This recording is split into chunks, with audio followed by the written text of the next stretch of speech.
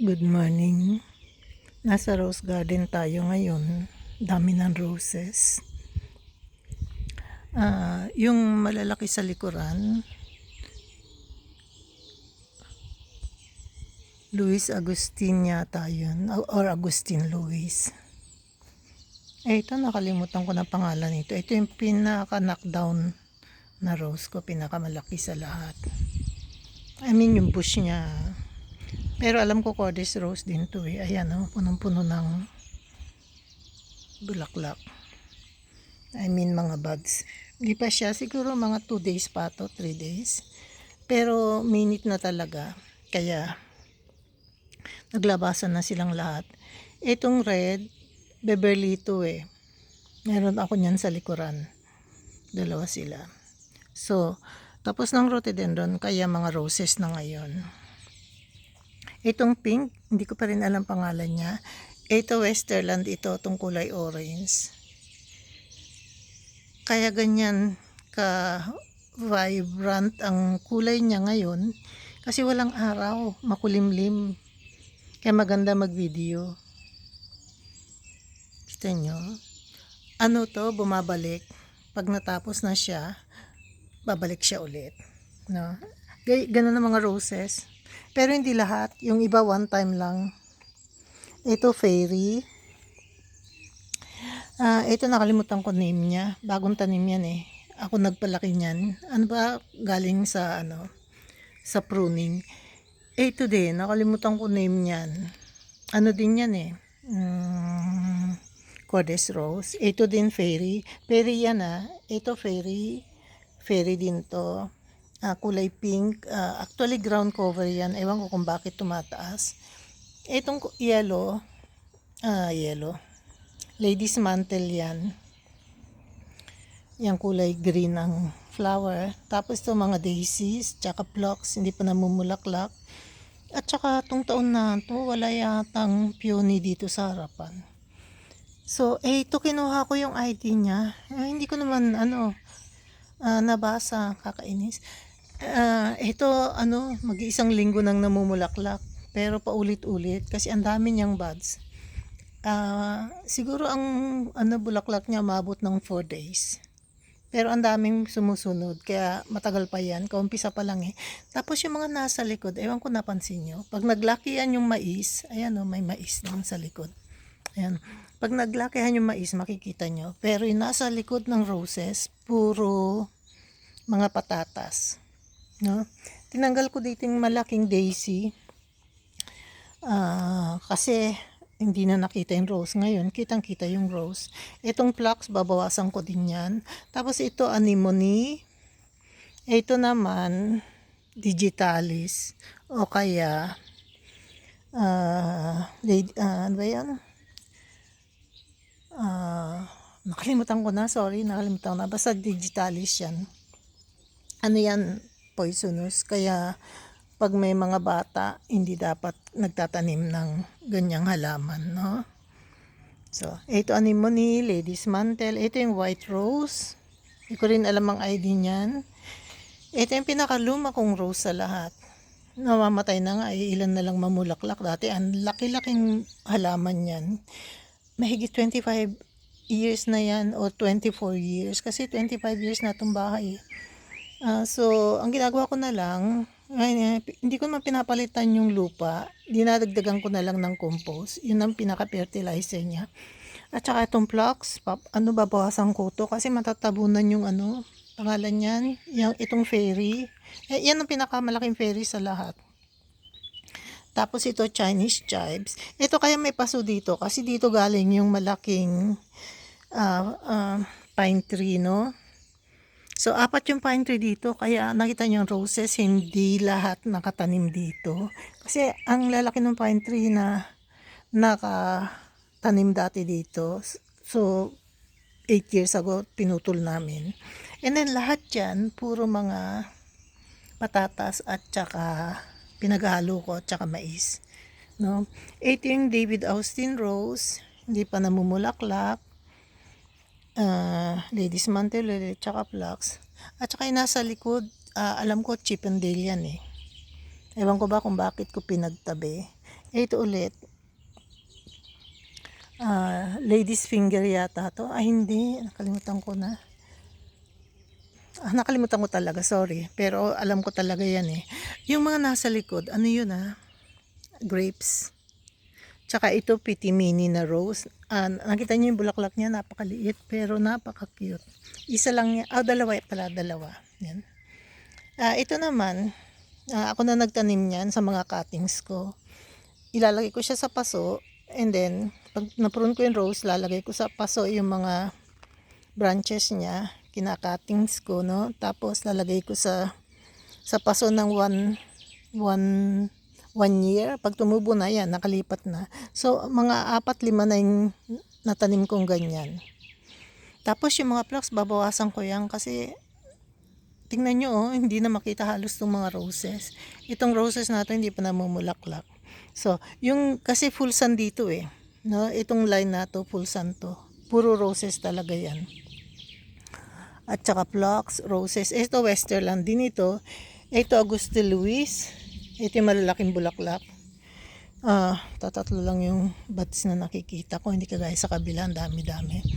Well, nandito na tayo sa side. Ito na yung peony. Malapit na rin yan. 1 week na lang yan. Mag-umpisa na. Ang dami niyang binulaklak ngayon kasi last year ko konti lang bulaklak niya. Ayan ang cute. Tapos yung nasa background, ayan. Yan yung grapes. Yung right, ano ba yan? Red, itong left, green. Pinagtabi ko na kasi wala na akong mapagtaniman eh. Punong-puno na yung garden ko. Nakita nyo, sukal-sukal na dito nagdikit-dikit na silang lahat, dati layo-layo, tsaka wala na rin akong hardinero, kaya yung iba hindi ko nagaanong naayos, no? Ako na lang nagme-maintain ng garden ko. Ito yung pinakamalaking kong rose, dalawa yan, pareho silang yellow, yung isa nasa likod, itong isa nasa harapan. Tingnan nyo, ang dami niyang buds lahat yan. Yan, tapos ano pa ba, ito may bunga yung figs, ayan tinanim ko last year. Tapos, itong raspberries, ayan, ang daming bunga. Alam niyo, pag nakikita ko yan, kinikilabutan ako. Kasi pag umpisa na siyang mahinog, kailangan pitasin araw-araw. Kung hindi, mabubulok. Hindi naman mahulog, mabubulok sa dyan sa puno. So, minsan sobra-sobra na. Ginagawa ko na lang, pinipreaser ko na lang, no? Tsaka binawasan ng ng hardinero, ng talaga marami, kaya ganyan lang siya kalaki, pero okay lang sa akin, mas konti, mas maigi, no? Ito yung snowballs, konti pa lang ang naging bulaklak niya, pero okay lang. Yung columbine, patapos na, marami na akong tinanggal dyan. So dito na tayo, ibang roses din to. Ito yung Princess Luxembourg, yan yung mataas na rose, malaki din yan, ang lalaki ng bulaklak at saka mabango. Ito yung apples, pero sa roses pa rin tayo. Ayan yan na yung Rosarium Utterson, dalawa yan, magkatapat sila. Ito pa yung isa, ewan ko ba't di yan namumulaklak pa, hindi pa bumuka.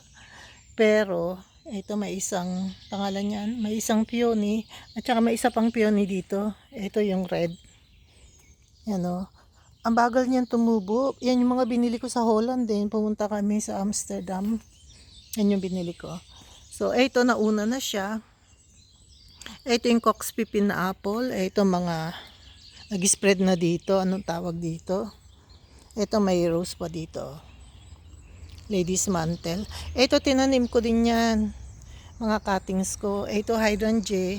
Nakalimutan ko anong kulay niyan. Kulay pula yata. At saka ito yung kamag-anak ng malaking rose na pula sa harapan.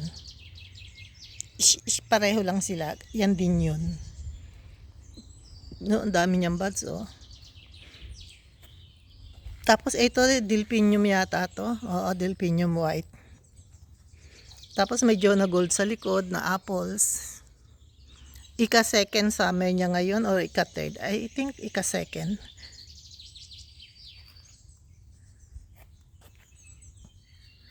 Ito yata yung Santana na red. Ayan yun. Tapos, ito na yung apples. Kita nyo, grabe, ang dami niya mamunga. This year talagang pinakahitik na hitik sa bunga yung apples. Ayan o, nagagawa na nga sila ng space ng, ano to, itong rose na to, anong tawag dito? David Austin. Ito rose din to, tinanim ko last year. May idea yan, kailangan ko pang hanapin. So, nandito na tayo. Malapit na to. Ito yung peony. Galing din yan sa Amsterdam. Ito yung anemone, phlox, Rosarium Utterson. Ito yung blue grapes.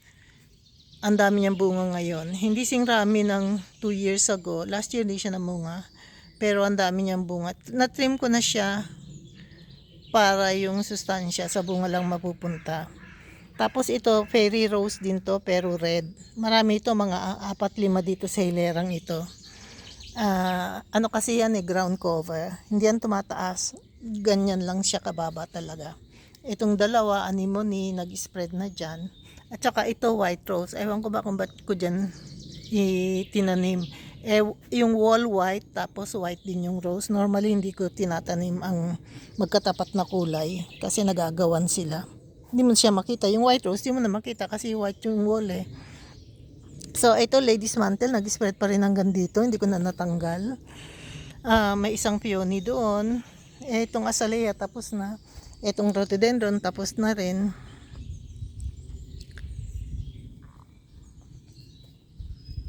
Tapos, ito na tayo. Ayan yung isa kong pitimini. Ayan, lumabas na yung araw oh. Ito yung mga unknown, no name na roses, pero ang kapal mamulaklak. Yan yung mga midsummer siyang namumulaklak, pero ewan ko kung bakit ngayon biglang lumaki. No, isa pa eh. Ito kulay dilaw. Ito yung tahimik lang to, isa-isa lang siyang mamulaklak. So marami pang rose ha. Nandito na tayo sa likod, inabutan na tayo ng liwanag ng araw. Ayan oh. Marami pang roses dito. Tapos na talagang rhododendron. Ano na ngayon? Ito ba, pangalan nito? Geranium mycorrhizum. At saka yung columbine, patapos na rin. Tatanggalin ko na yan. May roses dyan, hindi ko na tanggal. Hindi ko na prune. Kaya ganyan na itsura niya. So, ang roses dito dalawa. Isang Augusto Luis at saka isang Chippendale. Ayan Chippendale yung ganyan style ng rose. So, ang Chippendale ko yata 3-4. Pero ang Augusto Luis, ganun din, 3-4 din. Ayan, malalaki bulaklak niyan eh. Tapos ito, nakapaligid dito dati. Ito punong-puno ng Geranium mycorrhizum. Binawasan ko na, trinim hanggang lumiit. Tapos ito yung pinakamalaki. Matagal pa yan. Limelight hydrangea. Yan yung kulay puti. Yan yung attraction ng garden. Pag nag-iisa lang siya, pag wala ng bulaklak dito kang makita. Ito na yung sinasabi ko sa inyong blue campanula ang tawag dyan. No? Okay lang naman yung match nila kasi pink and blue. Okay lang yung kanilang kulay. So, ito na tayo, mga Cordes roses to, hindi pa namumulaklak. Tignan nyo yung tapos na. Pwede ko nang ipins lahat yung mga bulaklak niyan, yung mga tuyong bulaklak. Pag may time ako, pag hindi gaanong mainit, dahan-dahanan kong tanggalin yung lumang bulaklak na yan. Tsaka ito din, Cordes rose din to. Lahat na nakatanim dito, 4 ito eh. 4 ba? Isa. Iba rin to eh. Iba rin yan, iba rin to, at saka iba rin yan. Ito alam ko, Augusto Luis to. Ito yung magandang kulay pink to eh. Tapos ito, ewan ko na kung anong kulay nito. Ito yung cluster, pag namulaklak, parang bouquet, parang pangkasal. Ayan dikit-dikit. Cluster yan pag namulaklak. Ito pa isa-isa. Yan yung typical na nostalgia rose. Yung parang heirloom na malalaki, mahaba yung tangkay. Yan yung mga commercial na rose. Yung pinangre-regalo pag Valentine's Day. Yan yung mahal na rose. Yung mahabang stock na nag-iisa lang siya. Tingnan nyo to, cluster. Yan ang pagkakaiba niya. Ito naman parang pangkasal. Ito naman pang Valentine's Day. Mahaba nag-iisa lang siya. Nakita nyo yung haba ng stock? isang rose lang per isang stalk, per isang branch, isang rose lang, no? Yan yung pang commercial. Ito naman yung pang wedding. Marami pang roses dito. Pero lahat itong roses na nandito sa likuran, last 5 years ko lang yan tinanim. Hindi siya, walang 10 years dito. Ito din, alam ko red din to eh. Ay, ito na mulaklak na. Ayan oh. Kita nyo kung gaano kaganda. At saka ang bango dito, may rose talaga. Ang bango-bango. Siguro sa Rose de Ritz. Ito din, mabango din pala ito. Ito oh. Dami niya. So, ito din, rose din to. Cluster din to eh. Ayan oh. Grupo. So, ewan ko ba't di sila nagsasabay-sabay. Pero maigi nga. Itong Vigilia, tapos na talaga. Itong yellow rhododendron, matatapos na. Late sa lahat yan. Tapos itong apricot, wala akong makitang bunga maski isa. Minsan, pag nahinog na siya, nag-orange siya, tsaka makikita ang bunga. Pero yung plum, ayan o, ang daming bunga, santambak, makikita natin pag nag-blue yan. Pero hindi ko alam kung paano ko pipitasin. Kasi ang layo na eh, no? Ang taas-taas niya na. Dito na tayo, Rosarium Uttersen ang pangalan nito. Second summer niya yata, o third. No, bago lang to, katatanim ko lang. Ang kapal mamulaklak nito, kaya paborito ko to. 4 na yung puno ko nito. Kaya ko sinasabing puno kasi mukha siyang puno, mataas talaga. Pero hindi siya climbing rose, hindi siya gumagapang. Mataas lang siya talaga. Tingnan niyo yung kulay niya. Malapit na siya pag namulaklak lahat yan. Ang ganda-ganda. Kakatuwa. So, mag-end na ako. Malapit na tayo. Ito yung paborito ko sa lahat. Rose de Ritz, matinik, makapal. Yan yung ginagawang perfume na rose. No? So, dito na tayo sa blue rose. Ayan, no? Nag-iisa lang yan. Maski na anong gawin ko, hindi ko maparami. Siguro kailangan ko pang mag-effort talaga. Ang pangalan ng rose na yan, Rhapsody in Blue. Ayan, no? Nag-iisa lang siya, sayang. Pero mapaparami ko din yan siguro. Tapos itong napakaselan na rose na to. Eden Rose ang pangalan niyang, kulay puti. Pink sa side, tapos sa gitna puti. Friends Rose yan. Ito, ewan ko, kukunti lang. Isa lang ang bulaklak niya. May rose din sa likuran. No? So, maraming salamat. Pag nagustuhan nyo, mag-like, mag-subscribe kayo. At saka mag-comment. Mag-comment kayo para makilala ko kayo. Ito yung pang-4 na Rosarium Uttersen na rose. Tapos ito climbing rose ito eh, kasi makikita nyo oh, haba-haba ng tangkay niya. Yan yung kulay niya, namulaklak na siya. So, ito tinanim ko na dyan yung white lilacs. Sana mabuhay. Ito yung mga ibang roses. Mas matagal to. Siguro mga 10 years nang nakatanim dito yan. Pero sa kulay niyan, dinagdag ko na lang yung mga pula. Karamihan ng kulay nito, yellow at saka peach. At saka white. White yan, aspirin. So, kukunti lang yan. Kasi walang araw dito. Wala nang araw, wala pang tubig. Yan ang disadvantage nitong areang ito. Kaya ko siya tinaniman ng Geranium rhyzum. Kasi ano ba yan? Napakatahimik nitong lugar na to, walang kakulay-kulay noon. So, sa taas may lilac siya, meron siyang magnolia. Sa taas ng magnolia, ayan may bunga na. Ano ba tawag diyan? Walnut. Dami bunga. Ngayon nung naglakihan na, nakikita ko. Last week tiningnan ko, wala pa. Meron pa ring natitirang rhododendron dito kasi half shade, almost shade, konti lang ang sun dito. Usually ang sun dito around 2-3 o'clock. Matagal na yung 4 na oras, 3 oras lang talaga. So ito yung pinakamaganda kong red rhododendron kasi may yellow color siya sa gitna. Nag-iisa lang din siya. Tinatry kong i-graft o kaya hindi graft, anong tawag doon? Oh, nakalimutan ko na. Padamihin, hindi ko pa rin napapadami. Ewan ko kung bakit. No, hindi kagaya ng rose, ang bilis tumubo ng rose. So, tapos na tayo diyan. Yan na yung mga rhododendron ko, patapos na rin. No? Ito yung lilacs na puti. Hybrid yan kaya maliliit ang bulaklak. Dito na tayo. Last na to. Ano ba yan? Hydrangea, blue hydrangea ito. Yung flat na, hindi yan bilog, flat siya. So, ayan siya. Hindi pa siya namumulaklak. 1 week pa siguro to.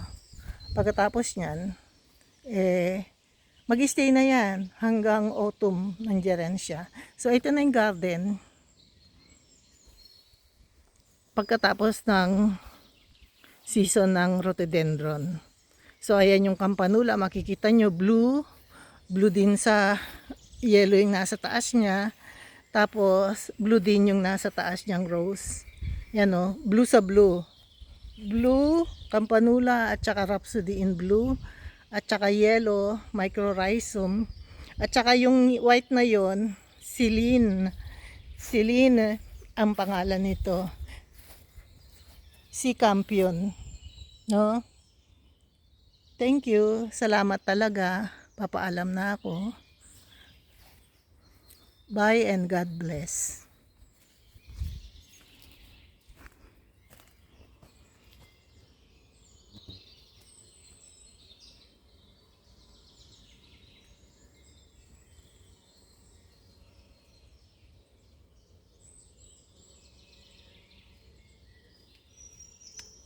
Climbing hydrangea ang tawag dyan.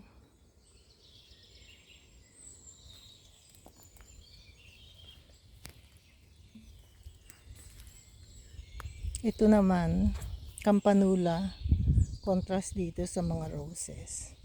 Di ba ang ganda?